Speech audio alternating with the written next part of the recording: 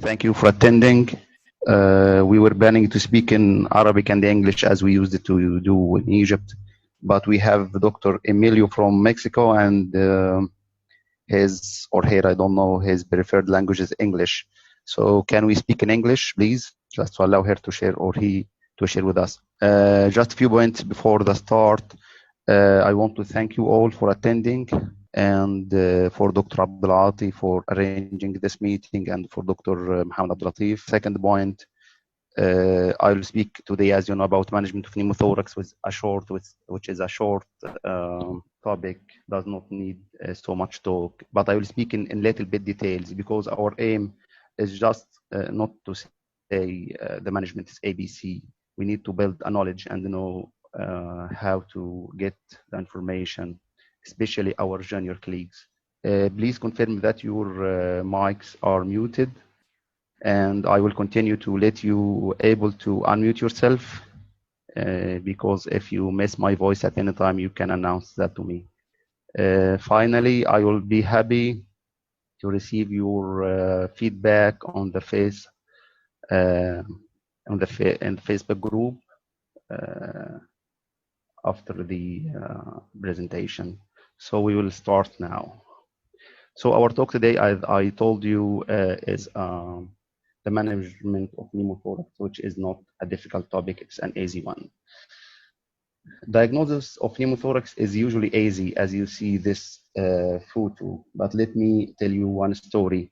One day I was on call, and I received a call from my colleague in the emergency. Yes, Dr. Adil, want to say something? I received a call from my colleague in the emergency that he has a baby. He has a child about 1.5 years who's in respiratory failure.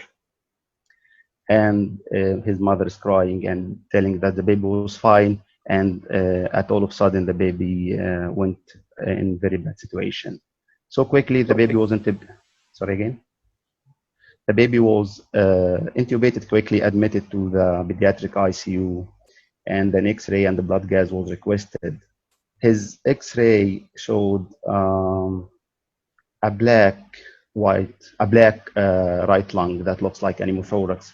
So quickly we inserted a chest drain on the right side, but the baby did not improve. And the blood gas showed severe mixed acidosis, respiratory and metabolic. We noticed some pus coming from the chest tube, coming out from the chest tube. Then we sent it to the lab. So we thought that is a staph pneumonia, which may cause some abscess, and it will drain pus in the chest tube. But the baby didn't improve. We were expecting after drainage of the pneumothorax, the baby will improve very quickly.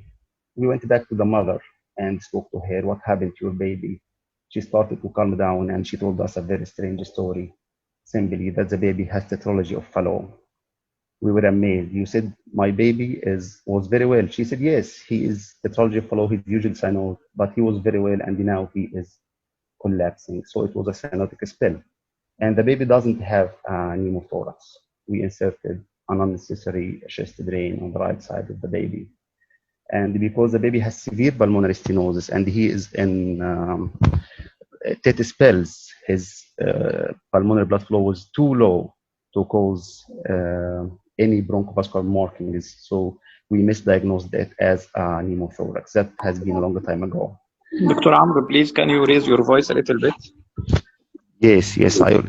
Oh, that's my, maybe my mic. Is it okay, Dr. Muhammad, now? Yes, thank you. Thanks, Muhammad, thank you. So at that time, we went back and revised the case. We found it a tetralogy of Fallot, not a pneumothorax, and that pus was not a pus, it was a chylothorax, so we caused an injury of the thoracic duct.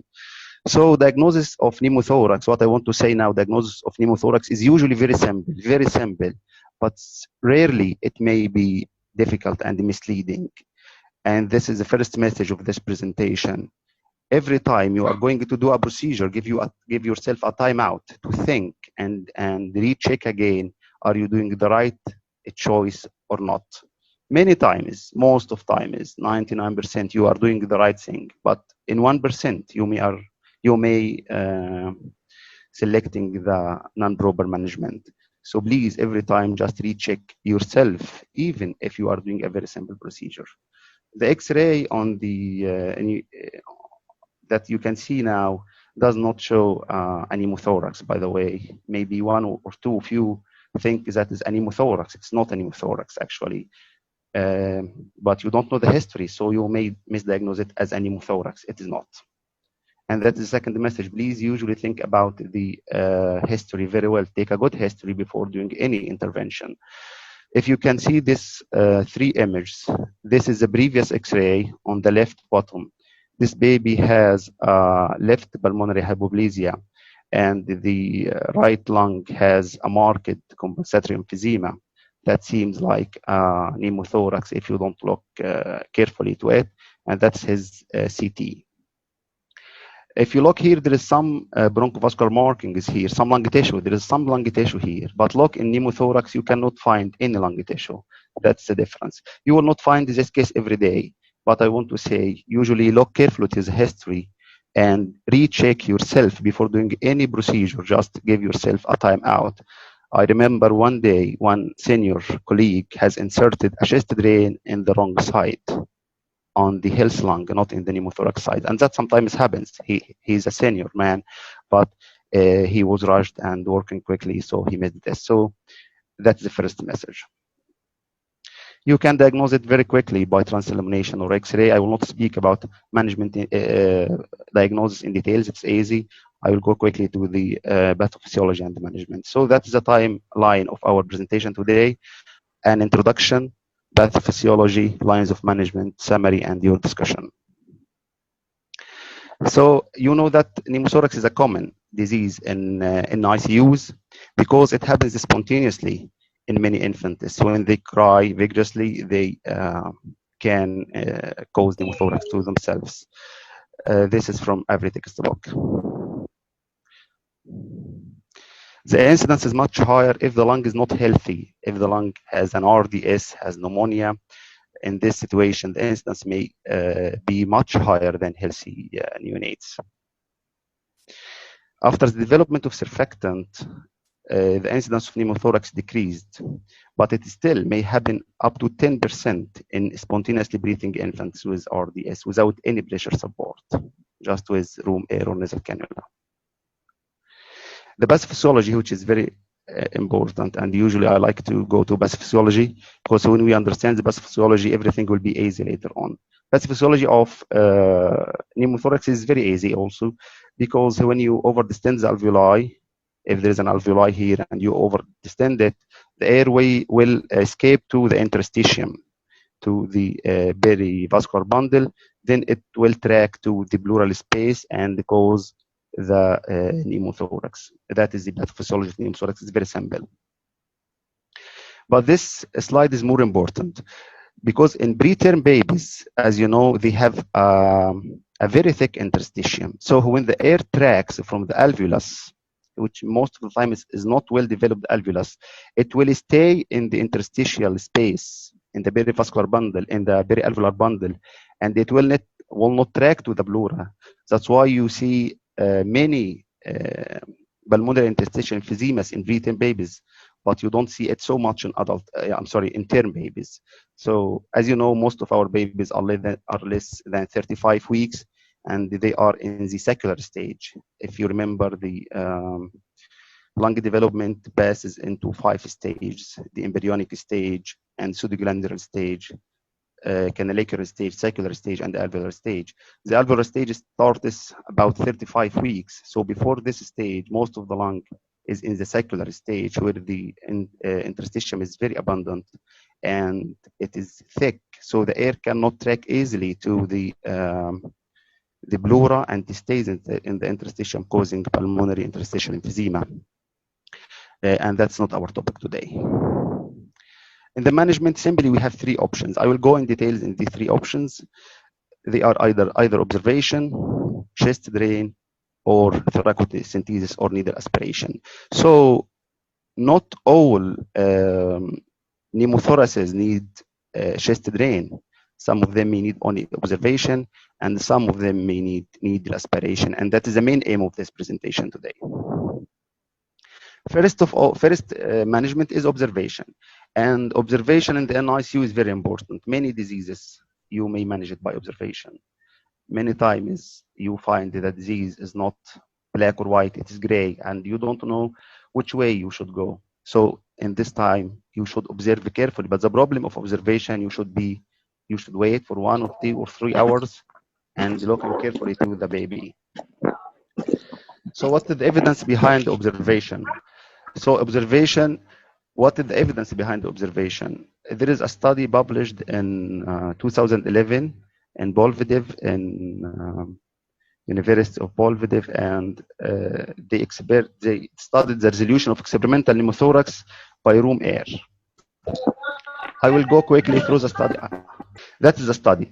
This study is an experimental study. So they concluded that the study in initial clinical observation of pneumothorax can cause resolution of the pneumothorax. So you sometimes may not intervene with the pneumothorax. You will just observe the pneumothorax, and it may lead to 100% resolution of pneumothorax. I will just go quickly through this study just to let you know something.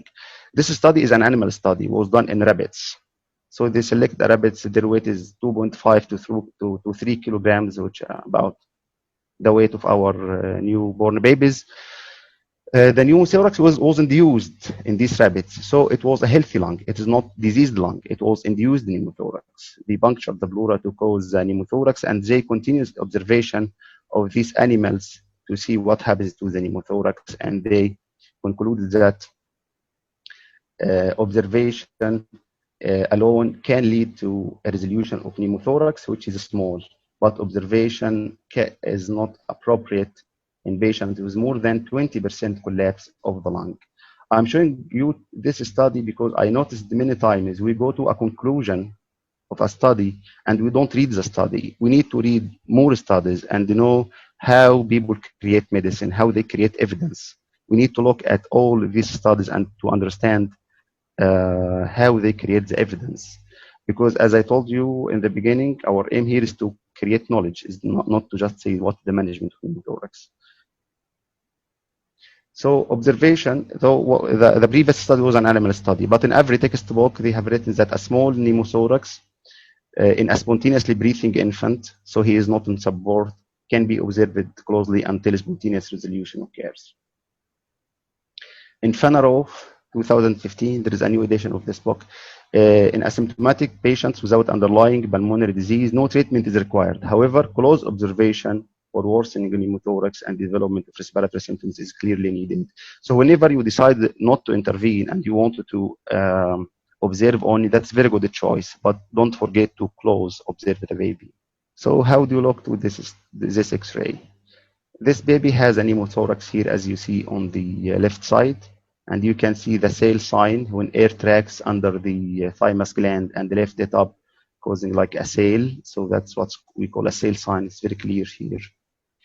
But this pneumothorax is large or small.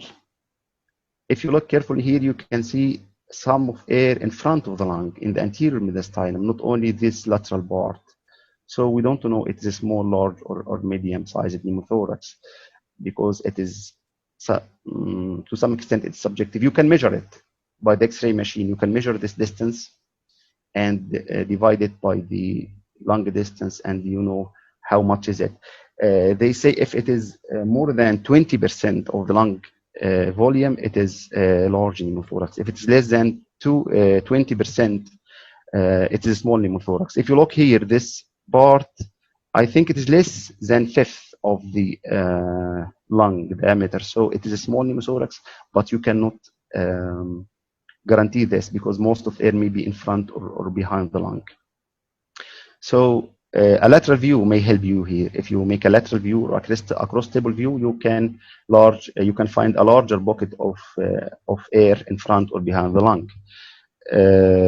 And the most important is the clinical picture, because we don't treat the X-rays, we treat the patients clinically. So if you say that's a pneumothorax, but the baby is decompensating, in this situation, you may need to intervene or insert a chest drain, not only to observe, because we never treat MRs. The pneumothorax usually resolves spontaneously in 2 days, and you can do frequent X-rays according to the initial situation. You can individualize your decisions. You decide when to repeat the X-ray according to the severity of the pneumothorax and the basic clinical condition of the baby. So first option is just observation. If the lung is healthy and the pneumothorax is not large and the baby is not on positive pressure ventilation, you can observe the baby for spontaneous resolution. In this, the visceral pleura will absorb the air. Your second choice is to insert a chest tube. That is a chest tube kit, and we will not speak about the chest tube kit. It's not our topic today. What happened to my mouse? Okay. So in ventilated patients with large tension pneumothorax, the initial management is to wean pressures until you insert a chest tube. This is what's written in Fanarov. So this X-ray, you can see the air is massive here in the right lung, pushing the whole mediastinum to the left side. And you can see here, if it is clear, the endotracheal tube is here, so that trachea is markedly shifted to the left. This is a tension pneumothorax. So in this situation, you need to drain it. Tension pneumothorax, by definition, from the neonatal resuscitation book, the NRB book 7th edition, is large enough to interfere with the venous return and causing desaturation and bradycardia. So whenever the baby has desaturation, bradycardia, impaired venous return, hypotension, this is a tension pneumothorax. Even if you see it small on the X-ray, but it causes tension because the X-ray may be misleading. It's a life-threatening emergency and requires fast evacuation. These are a group of X-rays showing tension pneumothorax. But tension pneumothorax is a clinical diagnosis. It's a pneumothorax that causes interference with the venous return and systemic circulation, causing the baby to desaturate and have bradycardia. These are different tremors. But the chest tube is not very benign. It may have some complications. It may cause lung damage. It may cause diaphragmatic injury. It may cause bleeding. It cause pain. It may fail to evacuate the air if it went into the wrong place. It may cause infection. It has many complications, especially in the tiny babies. I have seen one day a chest drain were inserted in the left side of a very tiny baby. Extreme preemie, it caused injury of the heart, one of the major vessels. In the up-to-date, they have written tension pneumothorax, and the pneumothorax that develops on mechanically ventilated infants usually need chest tube placement for definitive drainage, and the resolution happens over about 3 days, and sometimes it may recur. So a tension pneumothorax have to be drained by a chest tube. So our second option is chest tube placement if it is tension pneumothorax or the baby is on positive pressure ventilation and you expect that the pneumothorax will worsen. So it's better to keep a chest tube in place, preventing the baby from collapsing at any time. The third option is thoracocentesis or needle aspiration. That is a two-way valve that we use in the needle aspiration. And that's how we aspirate the needle. Here you can see, I don't know what happened to my mouse.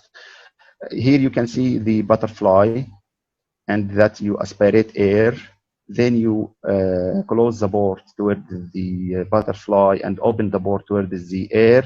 Then you evacuate air out. Then you aspirate again. Then you evacuate out until air comes out, stops. So this study providing some evidence behind needle aspiration.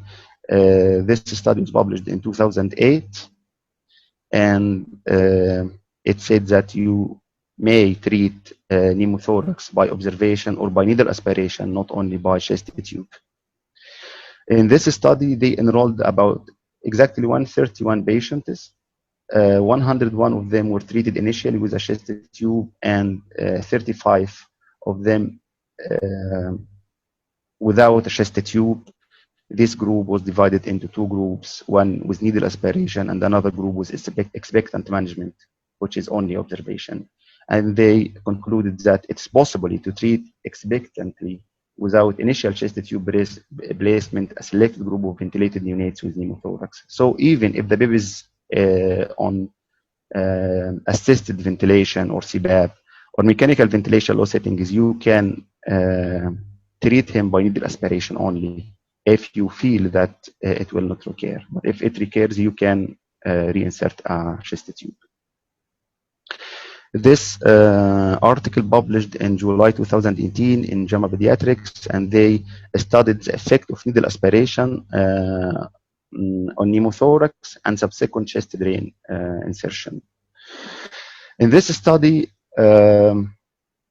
they make a question. Among newborns receiving respiratory support, so these babies are on respiratory support, does treating pneumothorax diagnosed on chest X-ray with needle aspiration results in a fewer infants having chest drain insertion? So they will collect all babies on respiratory support and with a confirmed pneumothorax by X-ray, and they will do a needle aspiration to a group of them, and they will see if this needle aspiration will prevent insertion of a chest drain or not. What is the importance of this study? They said that treatment options of symptomatic pneumothorax in newborns include needle aspiration or chest drain. And there is a little consensus as to the preferred treatment. We don't know which is better, is to insert the chest tube from the first choice, or you just drain it by needle aspiration. So there is a lack of evidence between chest tube and needle aspiration, which is better.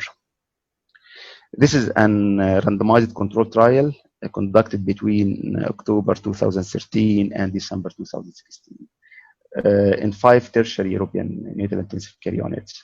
They collected 70 patients, which is a good number for pneumothorax, and they randomized them 1-to-1. The primary outcome was to measure if the chest drain will be needed after pneumothorax is drained by a needle or not.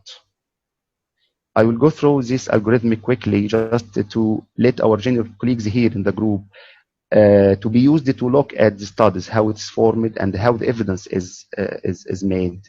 So they enrolled initially, we said here the study included 70 patients here, 70 patients, but these 70 patients are the final patients. Initially they enrolled about 213. They excluded 137 of them because 89 pneumothorax was not drained, just observed, and 32 was not randomized for different reasons. And 76 infants randomized. 39 of them went to chest drain, and 39 went to chest drain, and 37 went to needle aspiration. And they excluded 2 here. One was a Butter sequence, and the other one was not consented. They could not reach the parents. Finally, and here they excluded 4. Finally, they randomized 33 against 37. And they concluded that needle aspiration significantly reduces the rate of chest drain insertion in symptomatic newborns with pneumothorax on X-ray. It should be used as the initial method of draining radiologically confirmed pneumothorax in symptomatic infants. So here they recommend to try needle aspiration in any pneumothorax confirmed by X-ray. But it's a single study, so you cannot make a very strong evidence that all pneumothoraces should be treated by needle aspiration, but that is their recommendation here. So what is in the neonatology box? In Fenarov, they said that thoracocentesis or needle aspiration is used for emergency evacuation of large pneumothorax in unstable infant. In this situation, I think all of us has done this in the pediatric intensive care or in neonatal intensive care, when there is acute pneumothorax and it is increasing quickly and the baby going to collapse. You have no choice other than aspirating this air till you insert the chest drain, because chest drain, as you know, may take few minutes. 5 to 7 minutes. During these minutes, you have to save the life of the patient by needle aspiration. In Fenarov, the same book, thoracocentesis might be the only treatment needed in non-ventilated babies. However, recurrence of pneumothorax should prompt the insertion of chest drain. So as we said before, you can try needle aspiration in any pneumothorax, but if it recurs, you have to insert a chest tube. Thoracocentesis can also be used as a temporizing measure that we have said just now is a temporizing measure before chest tube insertion in ventilated infants. So when you have no time to insert a chest tube, or you are going to prepare for insertion of chest tube, sterilization, and the preparation, you can just clean the skin by chlorhexidine or alcohol, and then you can aspirate the air by a needle, and this will be a temporizing measure. In the up-to-date, they have written the same. It can be used emergently in symptomatic pneumothorax. It may be the only intervention needed. Sometimes you don't need to do more. You just aspirate it. You find the baby is good. You can wean the pressures to make the MAP, the mean airway pressure, lower if the baby tolerates, and you can wait and observe. Then you may not insert the chest tube. That's how we insert we can use needle aspiration. Either we use the butterfly needle, which is the scalp vein needle, or the Angiocath. The Angiocath is a routine cannula. The Angiocath, we usually use this pink one, which is 20 gauge. We have different sizes, you know, but I will show you this file quickly. So these are different sizes of needles, but please don't select the small size, because it will kink and you will not able to evacuate the air, and you think that the procedure failed. It's not a failure of the procedure, it's failure of the cannula. So please select the large one, which is 20 gauge.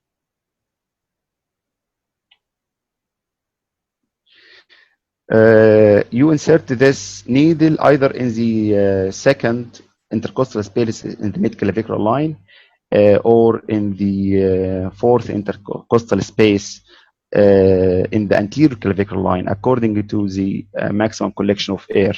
Both, you can do both of them. This is from the neonatal resuscitation book. So here is the real scenario. This baby is a term baby delivered by cesarean section for fetal distress. He passed through meconium stained liquor, cried soon after birth. He has tachypnea after 10 minutes. Hence shifted to the nursery. In nursery, his respiratory rate started to increase, and he is saturating 100%. So an X-ray was done and showed this pneumothorax. This case was in my unit. So the baby shifted to me. I bought these three images because here you can see the pneumothorax is not very small. You can see it's a large one. It's a large one, but the baby was saturating 100% just on nasal cannula. So here, a chest tube, a lateral decubitus or cross-table view may help you to confirm the size of the pneumothorax. Anyway, because this baby was stable, we decided to drain it by needle aspiration and just observe. The baby was only on nasal cannula, and even you can see the nasal cannula here. He was only on nasal cannula, not intubated and not on any pressure. And this is the first X-ray after drainage. Immediately after drainage, we inserted a needle here and aspirated a 40 ml of air. I remember this case very well. And the baby stabilized, and it continued to be tachypnic but improved.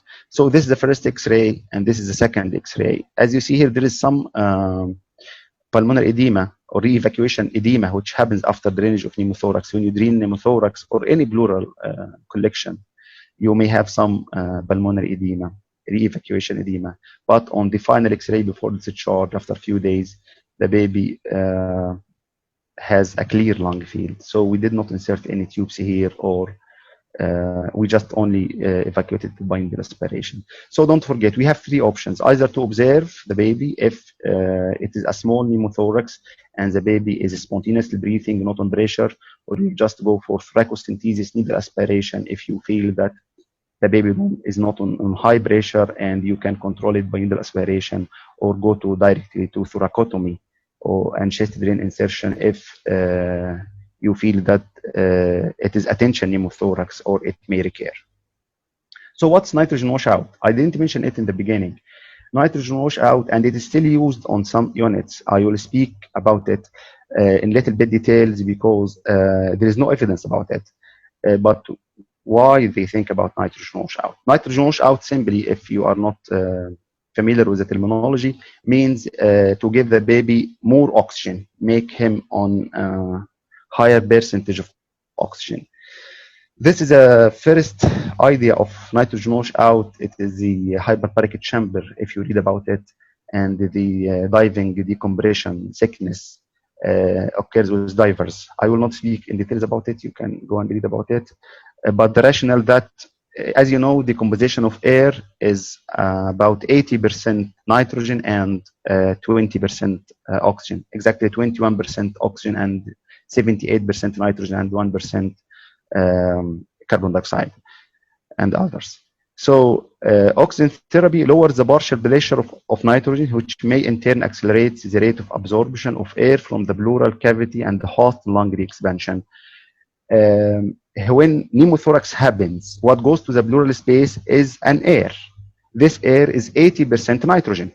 So the idea here, if you give the baby 100% oxygen, you change the concentration of air inside the alveoli. You will make the alveoli full of oxygen, although the pleural space is full of nitrogen. So the nitrogen will pass from the pleural space to the alveolar according to concentration gradient of nitrogen. That's called nitrogen washout. That's theoretical. That's theoretically speaking, no evidence behind it. So theoretically, uh, uh,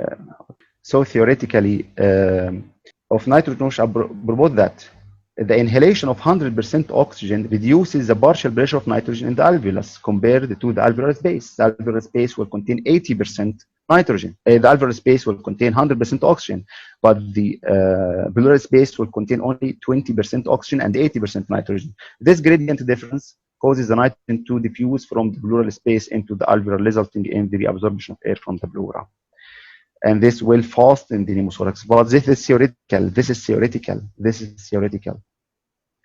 Okay, I tried to find an evidence behind it. I find this statement in the Medscape. Medscape is a good website, and they mentioned here in the management of pneumothorax, several options are available to restore air from the pleura, including conventional, include observation, administration of supplemental oxygen, aspiration, chest tube placement, and thoracotomy.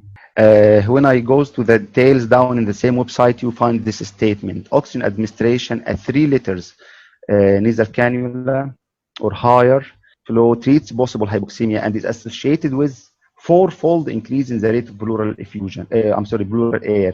So they claim here that giving higher concentration of oxygen may fasten the evacuation of air by 4-folds. But if you look here, although Medscape is a good website, it didn't mention any reference here to this statement. It didn't find, I cannot find any reference for this statement here in the website. So when you read even from a good website or a good journal or a good book, just look to the reference. Just try to be used to this, to search for the reference and look how evidence is made. So, but this is my notice, no reference, and they didn't mention how much FI2 we should give the baby. They said only we can give oxygen administration, but how many liters exactly? How much oxygen? 50%, 80%, or 100%? They didn't mention it. I searched for this. I found an article published on 1971. It is too old, too old actually.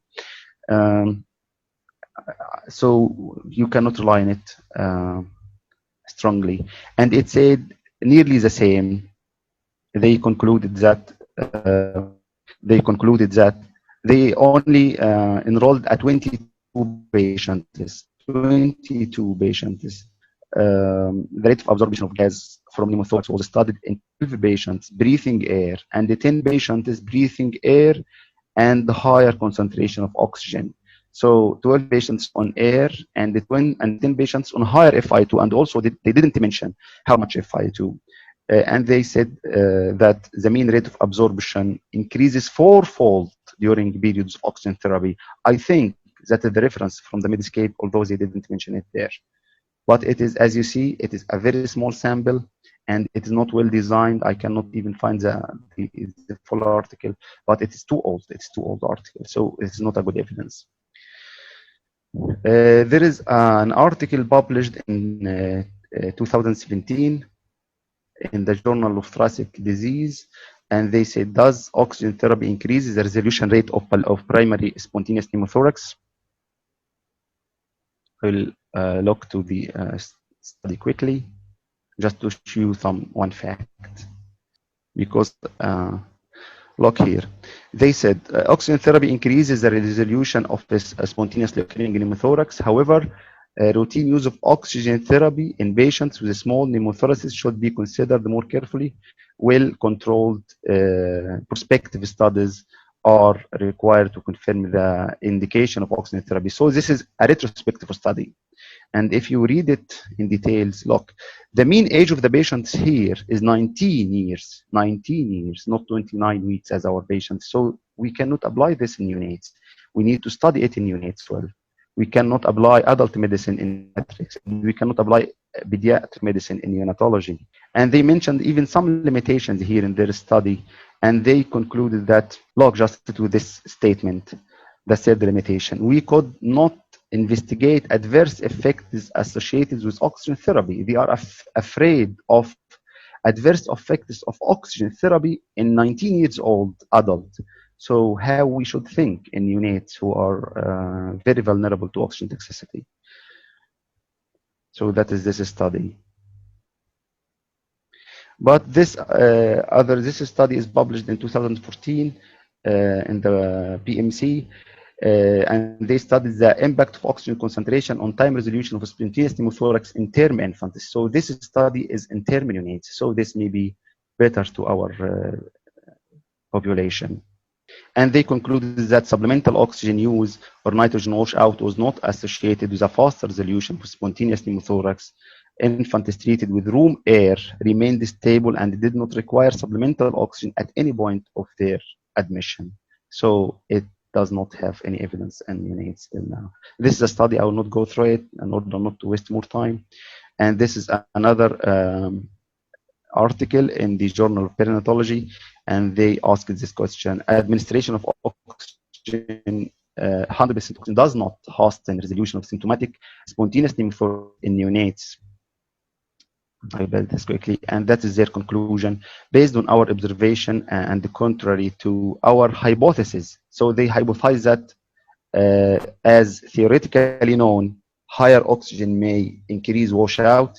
They conclude that 100% oxygen therapy does not offer any significant advantage compared with oxygen saturation targeted therapy. Oxygen saturation targeted therapy, usually in NICU, as you know, we target oxygen between 91 and 95. That's our target, even in pneumothorax, even in pulmonary hypertension.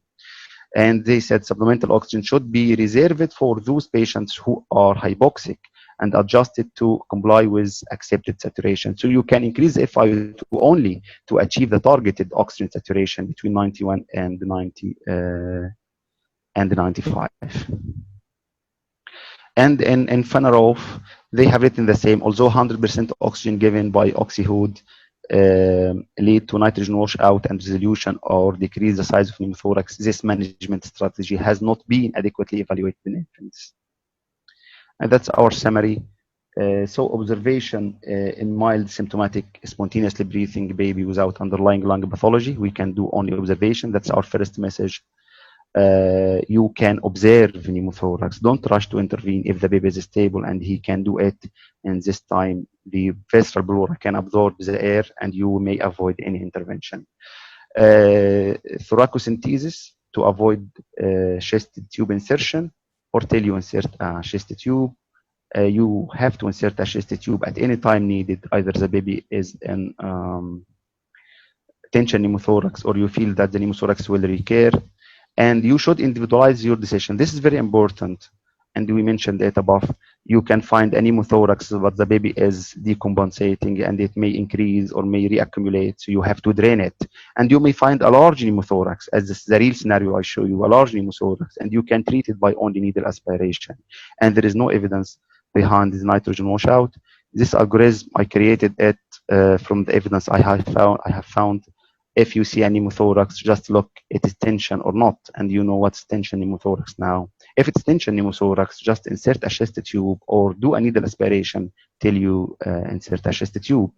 If it's not a tension pneumothorax, look to the baby. He is on assisted ventilation, CPAP or non-invasive ventilation, or mechanical ventilated or not. If he is mechanical, if he is on assisted ventilation, Look to the size of the pneumothorax. If it is small, you can just minimize the mean airway pressure and do close follow-up.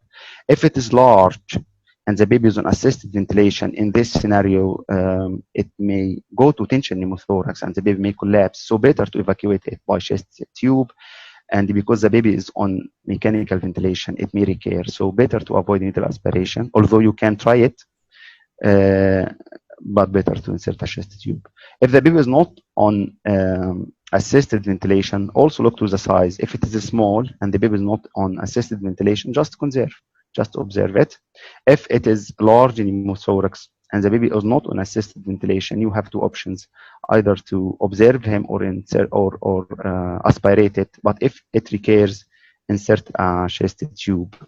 If the lung is unhealthy, here I added two statements. If the lung is not healthy, you may be referred to insert a chest drain because you know this lung is not healthy and the air will reaccumulate. And if you don't insert the chest drain now electively, you will insert it under emergent situation.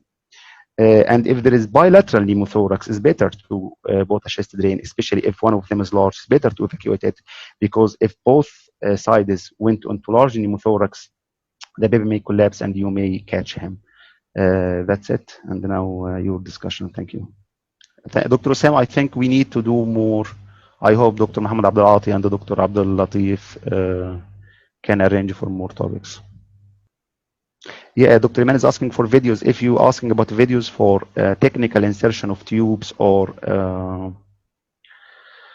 needle aspiration, there are many videos in the YouTube. There are many videos. As pediatric, should we? I'm sorry again. Many questions, just one by one.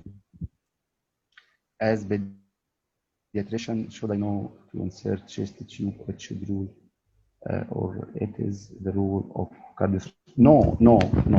If you are working in intensive care, yes, that's a good question. Because I worked previously in some hospitals where the neonatologists were not allowed to insert a chest drain. And when there is a pneumothorax, they call the pediatric surgeon to insert the chest tube, and this is very, very dangerous because the pneumothorax may develop quickly and the baby may collapse. It's a very simple procedure, by the way. I'm not speaking about technical points today, but the chest tube is one of the easiest procedures in intensive care unit. You should learn it. It's very simple. You just see it once and you will do it. Do you do chest X-ray routinely after clamping of the chest tube and before removing it? Yes, we have to, because there is a high incidence of reaccumulation, Dr. Muhammad. Yes, we have to make sure that there is no reaccumulation. We have to repeat it at least once before removing the chest tube, because there is a high incidence of any pneumothorax that is severe enough to make you insert a chest tube. It is severe enough to recur. So you don't know the lung has been cured 100% or not. So you clamp it for 12 or 24 hours or 18 hours according to the guidelines in your unit. Then do an X-ray, then remove it safely. No, tension pneumothorax is a clinical diagnosis. Tension pneumothorax, if the baby is collapsing, I mean, if the pneumothorax is large enough to cause interference with the venous return and interfering with the cardiac output, so the baby will go to desaturation, the bradycardia. Don't depend on the X-ray. The X-ray may mislead you.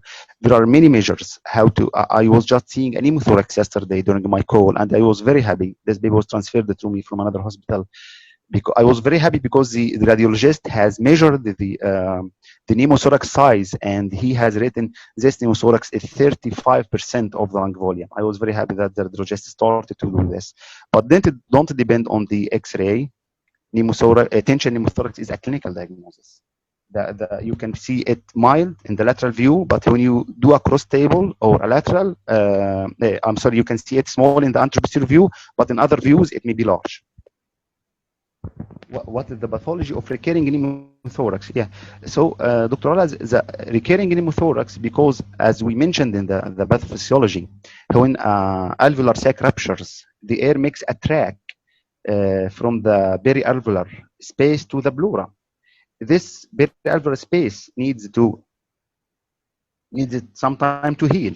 So if you drain it and it didn't heal, so it may recur from the same site. Also, some babies has some lung pathology in different parts of the lung. So this tract may heal, but he may develop another tract in another area. I think I could answer the question. So either the initial cause doesn't resolve, or the baby has many causes. His lung, all, he has pneumonia, he has staph pneumonia, he has congenital pulmonary emphysema. So these alveoli are very stretched and very thin-walled. So it may recur from many other alveoli. So that's why you need to observe the baby after clamping the chest tube to make sure that the pathology is resolved and you don't need to reinsert the tube after removal. What about removing ICT when baby on mechanical ventilation? Yes, this question, you can still remove the chest tube while the baby is on mechanical ventilation because our babies, especially the extreme preemies, they may stuck to mechanical ventilation for a very long time. Very long time. You are right. This question is logic because once the baby is on mechanical ventilation, there is a high pressure still. There is a high pressure and the possibility of recurrence is high. But you cannot keep the chest drain in place for a long time. It's a foreign body. It may cause lung injury or contusion. So better to remove it when you are sure that the pathology, or nearly sure that the pathology has resolved and you may not need it. Remove it, because if you insert, for example, you have a baby, a 30-weeker, and he will stay in your unit for 4 weeks, and the second day of life he developed a pneumothorax and he needs a 5-day ventilation. You can still remove the chest tube and keep him on mechanical ventilation. Yes, good. Okay, that's a good question. What causes failure of removal? You mean failure of removal, evacuation of air, you mean? What causes a failure of removal of chest tube? You mean failure of evacuation? Failure of evacuation, if you insert it in the wrong direction, so you will not go to the air pocket. So I will tell you a trick here.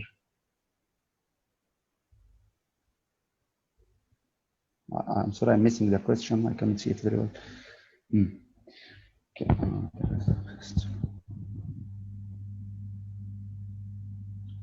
So I missed the question. So, oh yeah, what causes failure of removal? Failure of removal if you direct the tube, the chest tube, away from the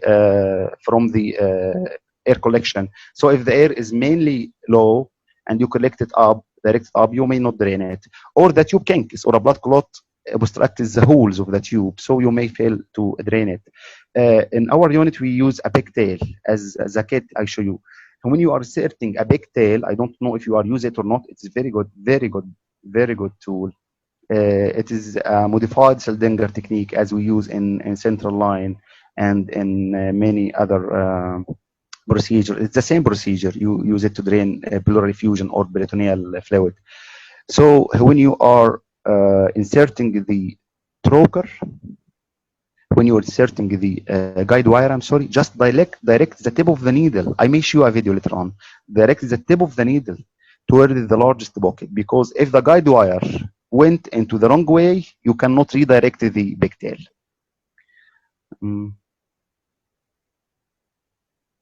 What about removing ICT? We said that. What causes failure of removal after complete drainage? After complete drainage recurrence. Needle or tube, better. Nothing is better. Nothing is better. Every patient has his better choice. That's why I said in the last choice, please, the last slide, please personalize or individualize your decision. Chest tube may be the best for one baby and maybe very bad for another baby. Just individualize your decision. Look to the pneumothorax, baby's on support or not, his lung is healthy or not, and then decide what's better for him. Maybe the best is observation. So nothing, we cannot, tube is the best, needle is the best. We cannot say that. We can individualize the decisions. What about removing ICT or baby mechanical ventilation? Can I confirm that there is fistula and how to treat? Dr. Mahmoud, I'm not sure, but fistula will not happen very quickly in the first, in 24 or 48 hours, although it may happen very quickly. but usually we don't see fistulas in units because we don't keep the chest tube in place for a long time, but I can search for the answer to this question. I'm not sure about it. Should we wait till extubation? No, we should not wait for till extubation because the baby may continue intubated for a few weeks. In this situation, you need to remove the chest tube. Can a butterfly needle be used? I think I said that. You can use a butterfly. You can use Angiocath, which is a routine cannula, but use the 20 gauge size. And there is another types of needle we can use it, but I don't know, remember the name. I have seen one of them a few days ago. But please, whenever you use a tool, be familiar with it. If you are familiar with the butterfly, use the butterfly. If you are familiar with the Angiocath, use the Angiocath. Use something you are familiar with. Don't accept that the nurse will give you something and use it. You will be amazed. You don't know where the ports open and where it closes. Just make sure that you know your guns well. Can a butterfly be? If chest tube become not functioning, can I introduce new one or removal the old one? You can manipulate it. You can just milk it, redirect it. Sometimes you may need to reinsert another one. Maybe you can rewire it and insert another one. You insert a guide wire, then remove the tube, then insert a new pigtail on the same guide wire. Although I have never seen this, but it is written in the box. Can we use needle aspiration in tension pneumothorax as initial therapy? We sometimes have to. We have to use a needle aspiration if it will save the baby until we make sure that the baby is that the chest drain is prepared. Can baby continue on CPAP if pneumothorax occur? Yes, can be. If the baby, yes, you can continue the baby on non-invasive or CPAP after evacuation of the pneumothorax by chest tube, but every time you have to observe. You have to be very careful. I don't like to insert chest tubes. I like to do procedures, but I don't like to insert a tube in the chest of a human. So whenever you can avoid it. If you can do needle aspiration and wait, you can. I think this is Dr. Muhammad Abdul Latif. Needle aspiration in tension pneumothorax. Yes, you can drain the tension pneumothorax and minimize the map, and don't insert a chest tube. I have done this a few weeks ago. I have a baby with a pneumothorax. He was on non-invasive ventilation. So I continued the observation, then started to increase after a big discussion with the team. So we done a needle aspiration. So the baby improved markedly. Then after a few hours, he reaccumulated air, and then we inserted finally a chest tube. But we were planning to avoid the insertion of a chest tube. Thanks, Dr. Muhammad. I don't know. No questions or not.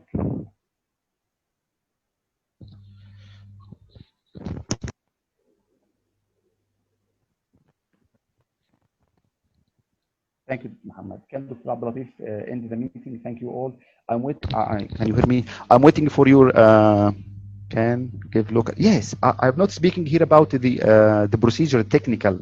Yes, you can give local lidocaine, or you can apply emlacrane, or in major situation you cannot.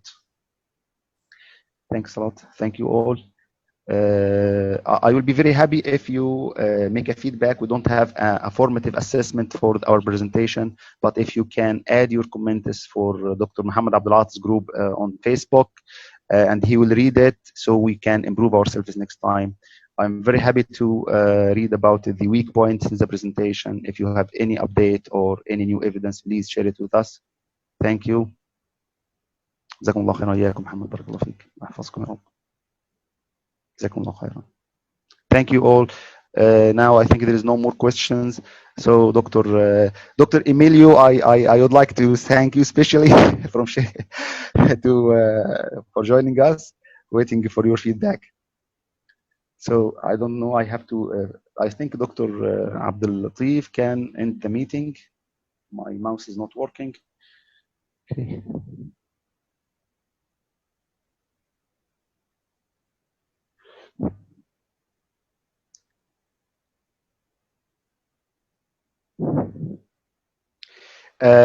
For more lectures, I was doing some webinars with a small group on the WhatsApp. We call them the neonatologists. We will speak about the DNR in another webinar. We will speak about the approach to inborn error of metabolism, but this may need 2 or 3 webinars. Dr. Muhammad Abdul is doing a very good effort with his group on the Facebook. I'm eager to learn from him and listen to him. So I hope we will be able to prepare more presentations, inshallah. Thank you. Yes, Dr. Abdul shared his group. Yes, this is the NIC group. Please, we are waiting for your feedback on this group on the Facebook until we make an formative way of assessment of our presentations. Thank you.